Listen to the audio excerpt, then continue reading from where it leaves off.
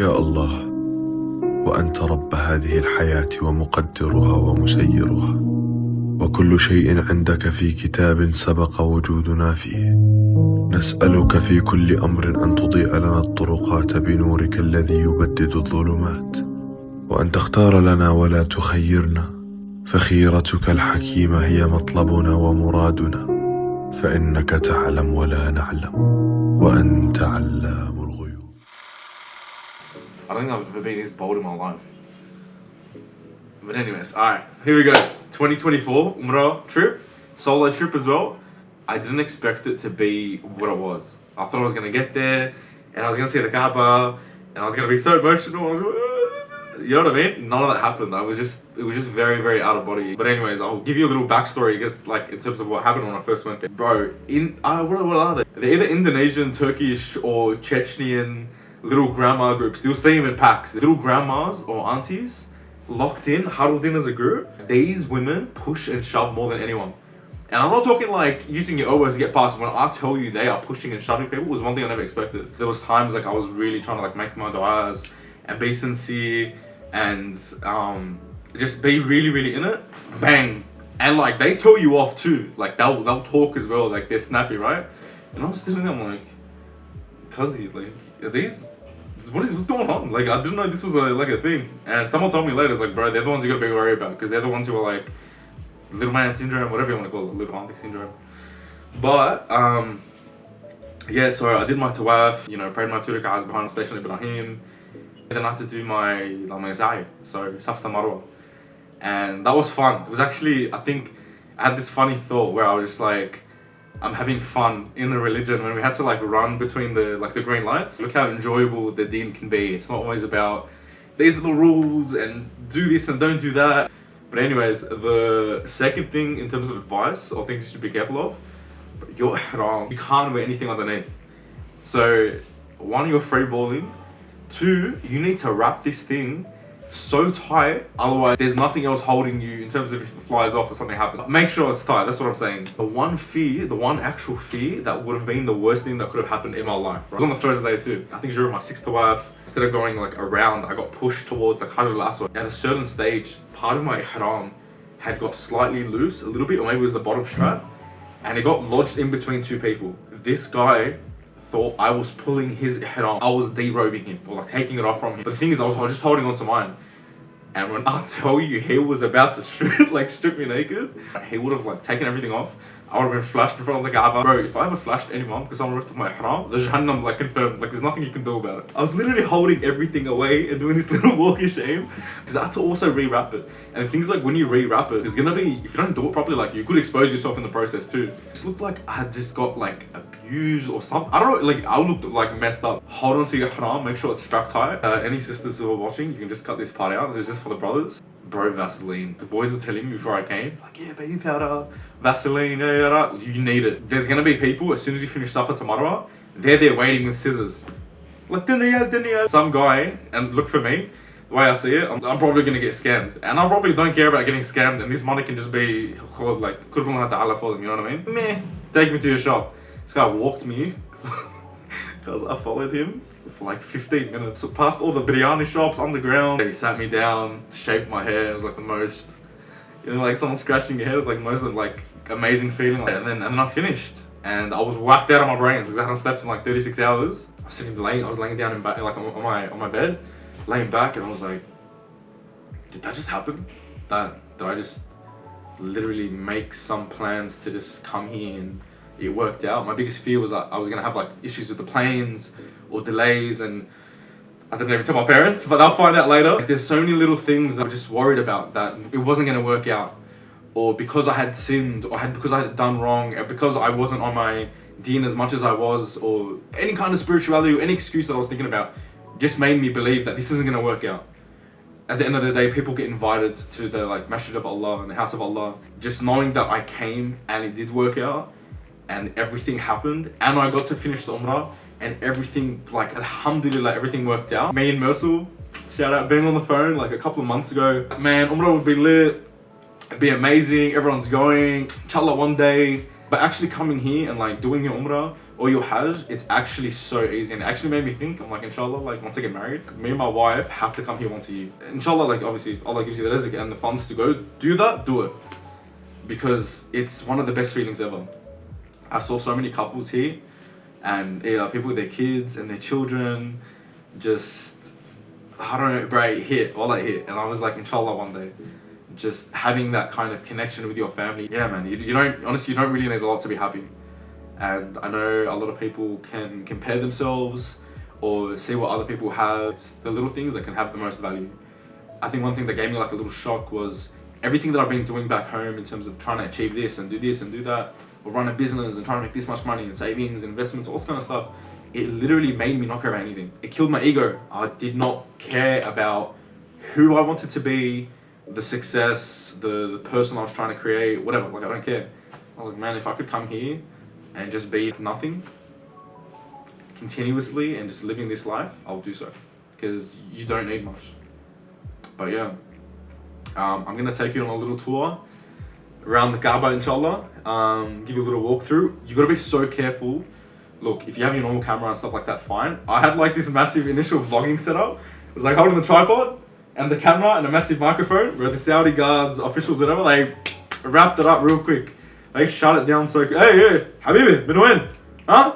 لا هلا كله finish. على YouTube ولا فيش YouTube من هون يروح. So I literally, like, I disassembled my FX3, my Sony, everything, and I double packed it in here.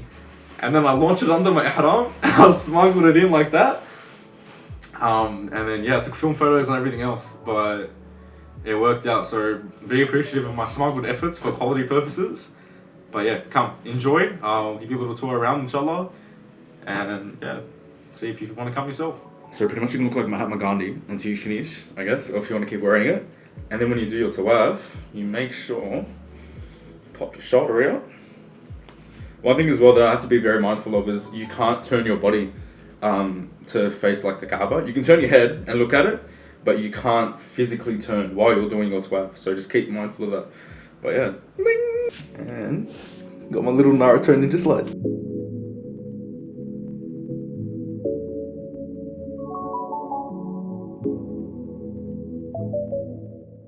Assalamu alaikum, sabah al khair, good morning, wherever you're from. Cheers! Look at all those chickens! So weirdly enough, you're gonna find 3 types of stores every 5 or 10 meters, yeah? Gold shop, date shop, and then thobes and prayer mats. Literally, and for like 10-20 minutes worth of walking, like the same 3 shops.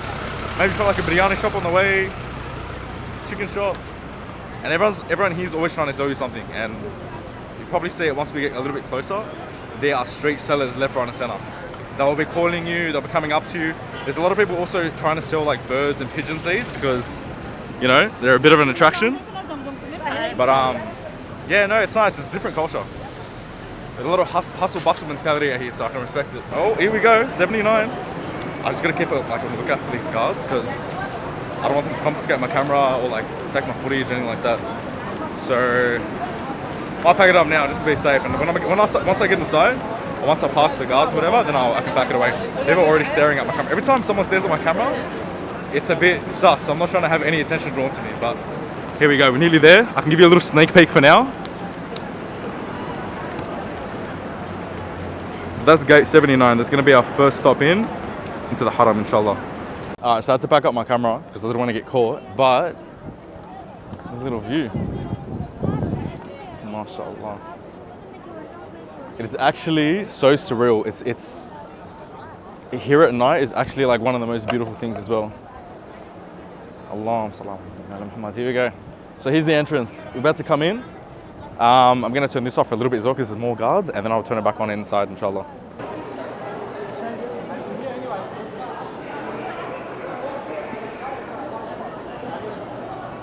Alright, we're inside now, so we can probably chill out a little bit. They keep blocking and unblocking some areas just for traffic, but here's the inside.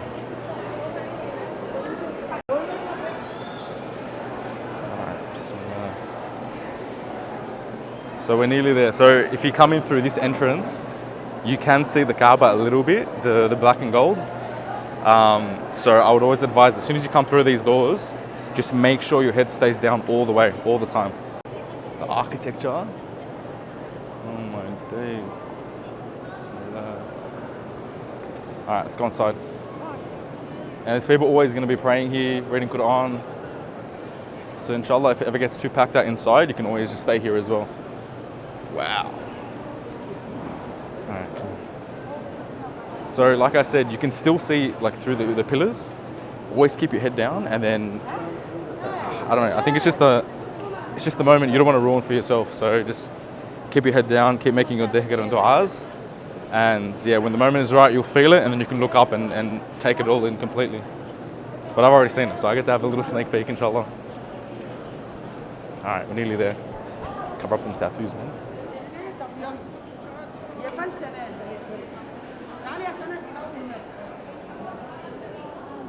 And there it is, you can start seeing little parts of it as you come through the pillars.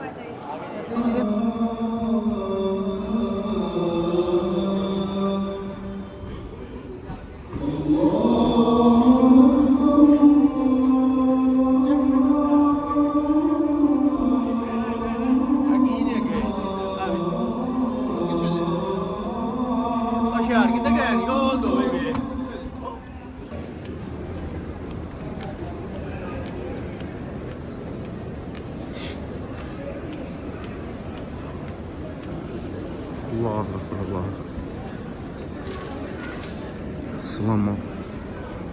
السلام على رسول الله. أعوذ بالله من الشيطان الرجيم. صدق الله عليه وسلم. اللهم صل على محمد. اللهم صل على محمد.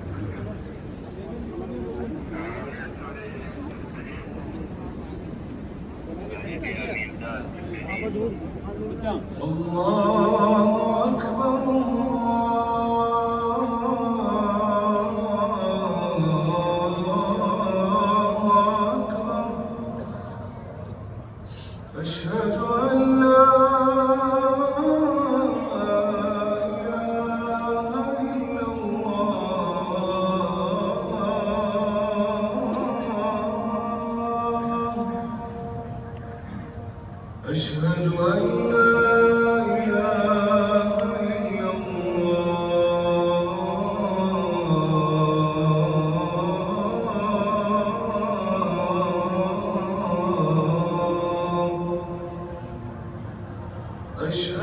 أن محمدًا رسول الله.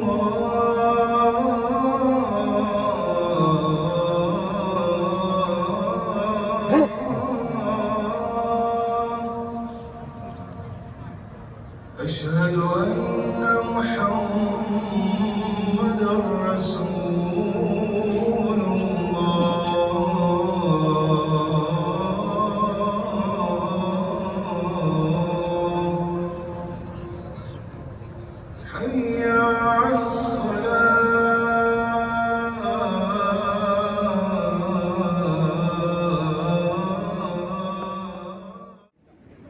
So now we're going to get ready for Asr prayer.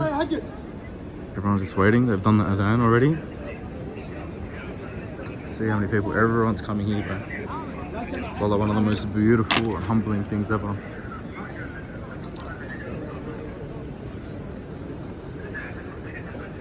Everyone's now doing their nawafil prayer just before Asr. Inshallah, we can get started.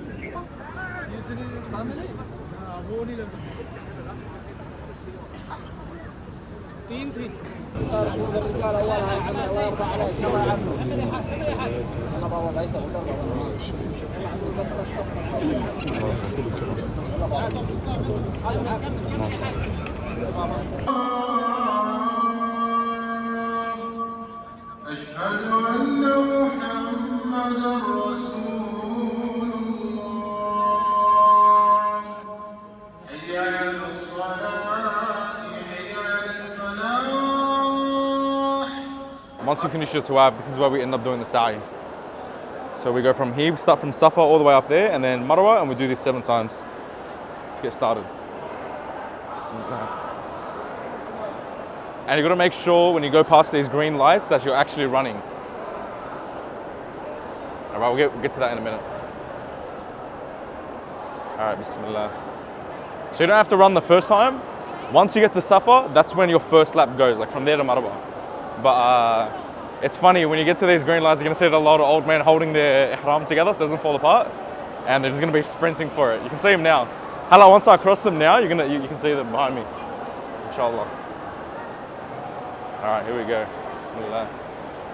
Also make sure, if it's easier for you, have your little dua book. There's certain things you got to say when you get to like Safa and Marwa, for example. That's cute. A lot of people come here with their kids, man. It's actually the kid's sleeping and the guy's just doing his running and the kid's like, anyways, whatever. Yeah, make sure you have your du'as prepared. It will help you out so much. It's the best thing I could have done. Oh, guys are running.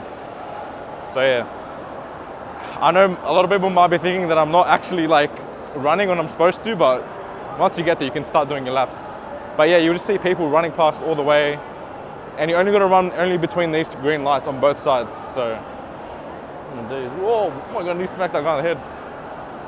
I think one of the most beautiful things about the whole Haram is the architecture. Like the detailing in the mosques, the library, everywhere around, it's just, wallah, it's one of the most beautiful things. All right, here we are, we're starting Safa. So this is where your first lap's gonna start, from here to Marwa, that's gonna be 1. And then we can go up here on the mountain. We'll walk left of it. They've closed off in a barrier, but a lot of people, once they come up here, they do their dua and they can continue doing their laps. But, bit of a steep one. Here you go, everyone's doing their duas now. And then Safa's just up there. There's only a little bit of mountain left, but one moment.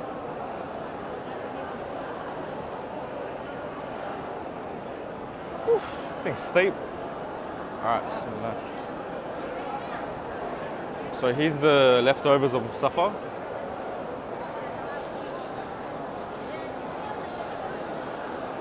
And now we can pretty much make our niyyah for sa'i and then start from Safa to Marwa. And then once we finish the 7, 1, 2, 3, 4, 5, 6, 7. I stuffed it up the first time nearly. And then you can do taqsir after that. But here we are. This is where you make your niyyah and then you can start doing your sa'i. They're the Lightning McQueen wheelchair services for the grandmas. They have a little section inside just for them to go back and forth so no one kind of blocks their way. But there's a lot of them. So many old people come to Umrah, subhanAllah, I don't know how they do it, but yeah, try and come if you can while you're young, you know? All right, so, about to hit the green light, inshallah.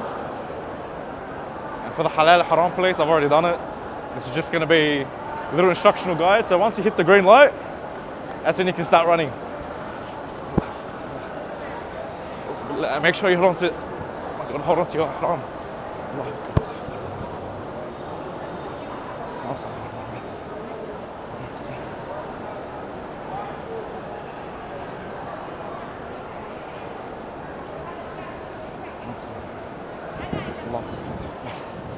Whew. A little bit of a workout.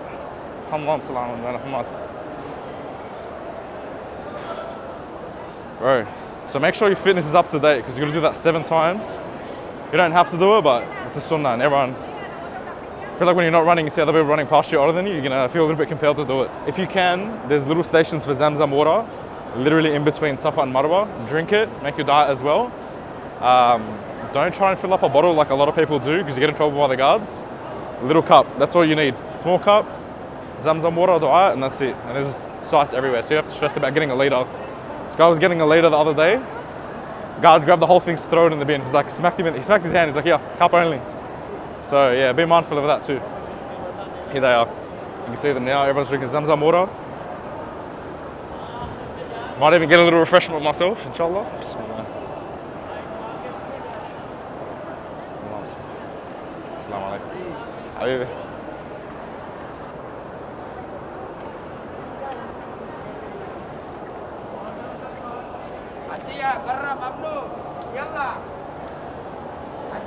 See, I told you. They're doing 3 bags. He's telling him, no bags. They're gonna keep filling. They don't.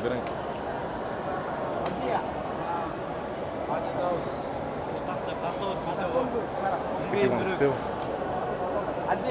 मना है देखो इधर हाजी देखो पानी पीने के लिए इधर खड़ा हो ना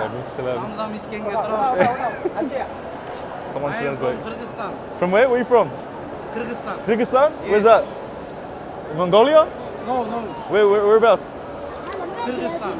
What's it next to? Kazakhstan. Kyrgyzstan. Oh, yeah, I know Kazakhstan. Hazara? Yeah. You Hazara? Kyrgyz. Oh, okay. Beautiful. I'm Lebanese.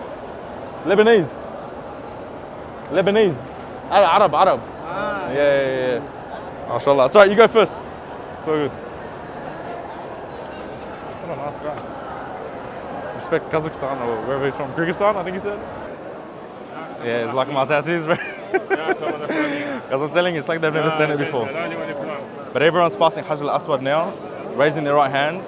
Bismillah wa Allahu Akbar to start. And until they finish 7 rounds. It is hot, but you gotta do what you gotta do, you know? Alhamdulillah Rabbil Alameen. Allahu Akbar. So I'm sunburnt, and I'm so sleep deprived that I'm tired. I decided to do 50 tawaf, just from a hadith that I read. And during the 7th tawaf, and I didn't plan on it because I was just going to do the full 50. I get to Hajar al-Aswad on the 7th one, and I go, Bismillah wa Allahu Akbar, and I was going to continue. And I had this feeling that and when I tell you it was a physical feeling, like a genuine physical feeling, I felt like lightning or something, or a shock, something happened from the top of my head down to the bottom of my feet, and it shocked my body. I'm not even joking. And to me, in that moment, but I don't know what happened, I started breaking down. And I got emotional, and even though I thought I wasn't going to be emotional, I honestly, there was no words that I could use to describe or explain what happened in that moment. But I had that feeling, and it hit me, and I started crying, even though I've been here for the past 2 days, like I said, doing tawaf and everything else. But today it hit me on the 7th one. I promised, it genuinely felt like everything had been taken away, all my sins. What I promised you, and it was so, on the 7th one, on Hajar al-Aswad, it hit me, that feeling hit me. And it honestly felt like, wallah, everything had been forgiven and wiped away in that moment. I feel like a lot of the times in our lives, we keep focusing on things that don't matter, or materialistic things, and dramas between this person, and relationships, and whatever. Rubbish, man. Here, you come and you find the purest essence of what religion is. Every single race, nationality, culture, whatever it is, and everyone's here for the same purpose. You're not gonna find, I don't know, any disparity that you would back home when it comes to differences of opinion or thought or mind. It goes away here. It doesn't matter, because everyone's here for the same purpose. But alhamdulillah, man, I'm telling you, crazy. I still can't believe I did 50 tawaf, man. I got a bit excited. I read the hadith, don't quote me on this, but it was about 120 blessings that are given down. I don't know the exact amount. I think it was 60 to those who do tawaf, 40 to those who supplicate, and that kind of stuff. I know? One sec. Cause I got blasted by that guard. Anyways, the point of reflection that I was trying to focus on the most before he blasted me, thank God I knew Arabic, got my way out of it, was I thought about it, especially when we were doing the last prayer for Isha, right? Of all the things that could have happened, right or wrong in my life, for me to just be here, I was like, alhamdulillah, bro, it was all part of the plan. For the things especially that didn't work out, or the right things that did work out, I was sitting here, I'm like, everything had to happen the way it did for me just to be here, bro. It was one of the greatest blessings I could have thought about. So whether you think your hazak is really bad, or bad things happen to you, or whatever it is, trust in the plan, Allah's plan, alhamdulillah, inshallah, yeah, I don't know, man. But it's been a very, very surreal experience. I have Medina tomorrow, and yeah, this is the last time I'm going to be seeing the Kaabah, so inshallah I'll get to see it soon for the next Umrah trip or Hajj, but yeah.